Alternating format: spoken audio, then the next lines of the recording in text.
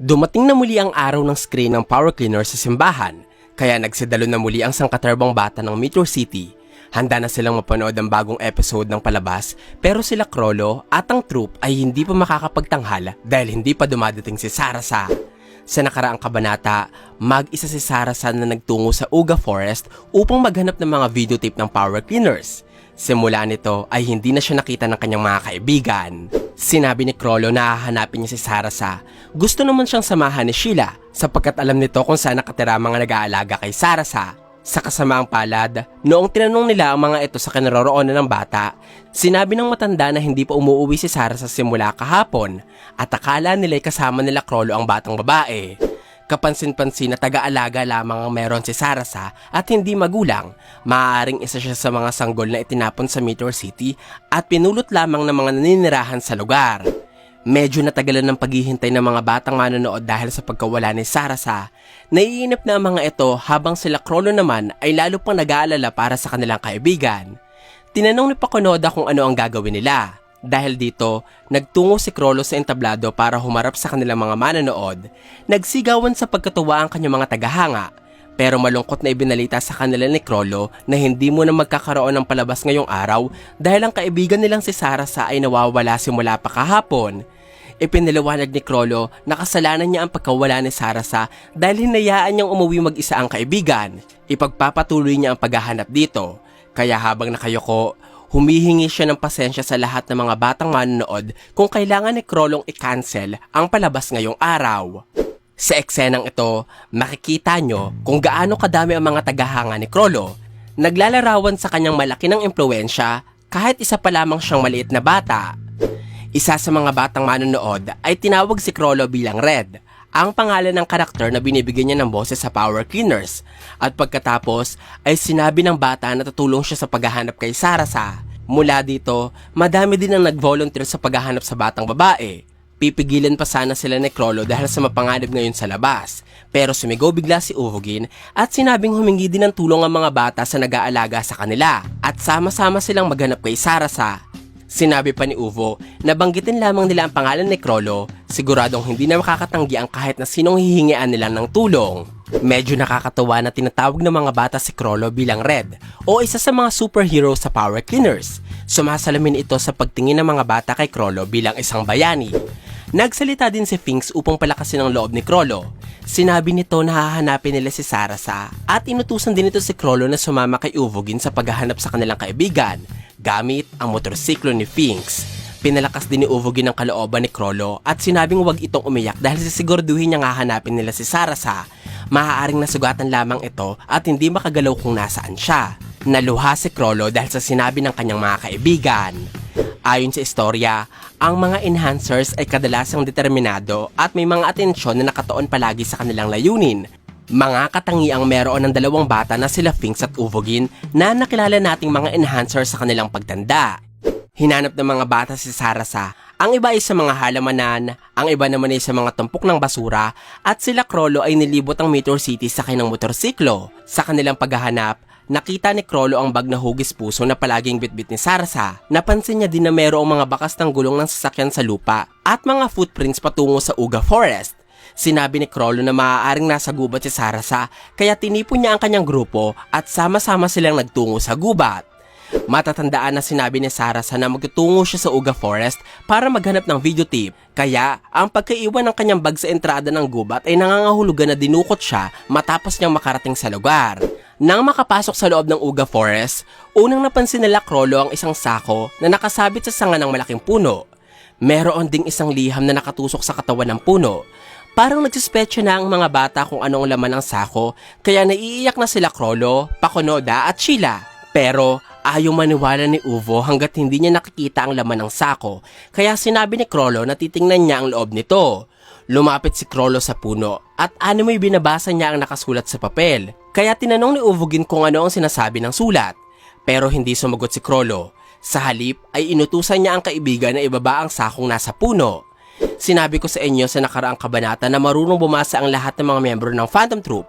Ibig sabihin, ang mga sulat na nasa papel ay gumagamit ng ibang lengguwahe na siguradong alam ni Crollo. Hinugot ni Uvogin ang kutsilyo mula sa sulat at ginamit ito upang putulin ng taling nakapulupot sa puno para maibaba ang sako. Sinalo ito ni Krolo at dahan-dahang binuksan ang sako. Sa pagbuklat niya dito, bumungad sa bata ang putol-putol na katawan ni Sarasa at sa ulo nito ay mayroong nakatusok na isa pa uling sulat. Sobrang nanlumo si Krolo at Uvogin sa nakita, habang ang kanilang mga kaibigan naman ay naghihintay ng kasagutan kung si Sarasa ba ang nasa sako. Sobrang brutal ang ginawang kawalangyaan kay Sarasa, mas brutal pa ito sa ginawa ni Uvogin sa Shadow Beast o sa ginawa ni Krolo sa mga assassins na humahunting sa kanya. Tinanong ni Uvogin kung ano ang laman ng sulat pero ayaw talagang sumagot ni Krolo, kaya kinuwelyuhan siya ng kaibigan at inutusang sabihin kung ano ang sinasabi ng sulat na iniwan ng mga pumatay kay Sarasa. Nagmatigas si Krolo na sabihin ang nasa sulat. Iginiit niya din na hindi niya ito sasabihin kahit patayin pa siya ni Uvogin at sinabi ni Krolo na kung gusto ng kaibigan na malaman kung ano ang nasa sulat ay pag-aralan ni Uvo kung paano ito basahin. Ang eksenang ito ay may pagkakapareho sa eksena kung saan pinipilit ni Kurapika na sabihin ni Uvogin ang lahat ng nalalaman niya sa Phantom Troop, pero mas pinili ni Uvo na mamatay kaysa ipahamak ang kanyang grupo. Ang ibig kong sabihin ay may posibilidad na ang nilalaman ng sulat ay maaaring magdala sa mga kaibigan ni Krolo sa kapahamakan, kaya ayaw itong sabihin ni Krolo at isasama niya na lamang ang sikreto hanggang kamatayan. Napatigil si Uvogin sa pagmamatigas ni Krolo kaya naiwas-iwas niya ito sa lupa at naglakad paalis dahil sa galit. Tinawag ni Shalnark ang pangalan ni Uvogin, habang si Machi naman ay tinanong siya kung plano ba nitong iwanan si Sarasa, kaya napatigil si Uvo sa paglalakad. Niyakap ni Machi ang sako at sinabi niya na kailangan nilang iuwi si Sarasa dahil sobrang nakakalungkot kung iiwanan nila itong mag-isa. Sinabi din ng bata na maaaring sobrang nasaktan at takot na takot ang kaibigan. Humingi ng tawad si Machi kay Sarasa, habang sila Pakunoda at Sheila naman ay humagulgol sa pag-iyak. Si Machi ang isa sa pinakabatang miyembro ng grupo pero isa siya sa parang may matapang at maangas na ugali. Kaya ang isipin ni Machi kung ano ang nararamdaman ni Sarasa ay nagpaparating sa mga mambabasa kung gaano kalapit ang mga bata sa isa't isa. Matapos ang malungkot na pagkadiskubre ng mga bata sa katawan ni Sarasa, nagawa nilang madala ito sa simbahan at tinulungan nila si Father Lesores na ayusin ang katawan ng kanilang kaibigan. Mukhang natutulog lamang si Sarasa at walang kahit na anong bakas ng pagbumalupit na makikita sa katawan nito. Kaya sobrang humanga sila Krolo. Sinabi ni Father Lesores na embalming ang tawag sa prosesong nagsaayos ng katawan ni Sarasa at dapat nilang pasalamatan ng nag-embalsamo sa kanilang kaibigan na nagngangalang Renko. Ipinakita ang isang babaeng nakatakip ang mukha, nakasuot ng itim na damit at mayroong sombrero na may patulis na tenga. Ang mga taga Meteor City ay may malaking pagrespeto sa kanilang mga namatay na kapwa mamamayan. Makikita ito sa kung paano nila bigyan ng bulaklak ang mga namatay at sa paglalagay nila ng puntod sa mga ito matapos ilibing. Sa kabila ito ng pagiging basurahan at tapunan ng patay na tao ang kanilang lugar. Nilagyan nila Sheila, Franklin at Faith ng bulaklak ang kabaong ni Sarasa. Si Krolo naman ay itinabi sa kaibigan ng hugis pusong bag nito. At si Uvogin naman ay ibinigay ang isang videotape ng Power Cleaners kay Sarasa. Ang batang babae ang nagsilbing tulay para mabuo ang unang miyembro ng Phantom Troop at nakakalungkot na napatatag niya ang grupo dulot ng kanyang pagkamatay. Lumapit si Machi kay Renko at tinanong nito kung pwede din ba siyang matutong mag-imbalsamo. Sinabi ni Renko na hindi, sapagkat ang kakayahang ginamit ng babae sa proseso ay isang espesyal na abilidad. Tinanong ni Machi kung ang abilidad ba na tinutukoy ni Renko ay konektado sa liwanag na bumabalot sa katawan ng babae. Kaya napatanong si Renko kung nakakakita ba si Machi ng aura. Hindi sumagot ang bata, bagkos tinitigan niya lamang ang kausap, kaya pinuri siya ni Renko sa pagsasabi na napakaganda ng kanyang mga mata. Ang kakayahan ni Machi na makita ang aura na bumabalot sa katawan ni Renko ay nangangahulugan ni si Machi ay isang Nen Genius. Kabilang sa mga ito ay ang mga klase ng Nen user na nagkaroon ng kakayahan sa paggamit ng Nen bago pa man nila madiskubre kung ano ang kapangyarihan. Binigyan ni Renko ng maliit na papel si Machi na parang isang bookmark.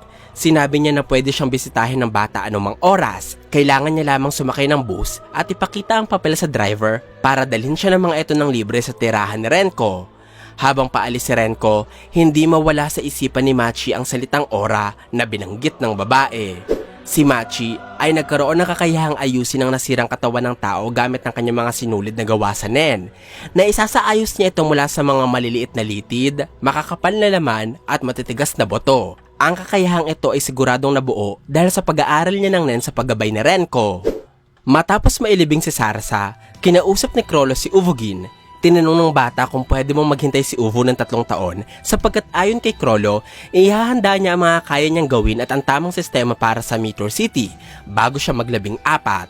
Hindi pumayag si Uvo. Sinabi niya na aalis na siya sa lugar at ipaghihiganti ang nangyari kay Sarasa. Sinagot siya ni Krolo na parang maghahanap ng karayom sa dayami si Uvo at pinaalala sa kaibigan ng pangarap nitong libutin ng mundo. Ang katigasan ng ulo na ito ni Uvogin ang pumatay sa kanya noong siya'y lumaki, sapagkat kung hindi niya ginantihan si Kurapika ng mag-isa, maaaring hindi siya mapapahamak. Sinabi ni Uvo na wala din namang magbabago sa loob ng 3 taon, pero itinama siya ni Krolo sa pagkasabi na ang mundo ay dumadating na sa panahon kung saan magiging mabilis ang pakikipagkomunikasyon. Kapag natapos na ang lahat ng mga infrastruktura, lahat ng tao sa buong mundo ay magkakaroon na ng koneksyon sa isa't isa, at ang impormasyon sa isang tao ay makikita na ng buong mundo.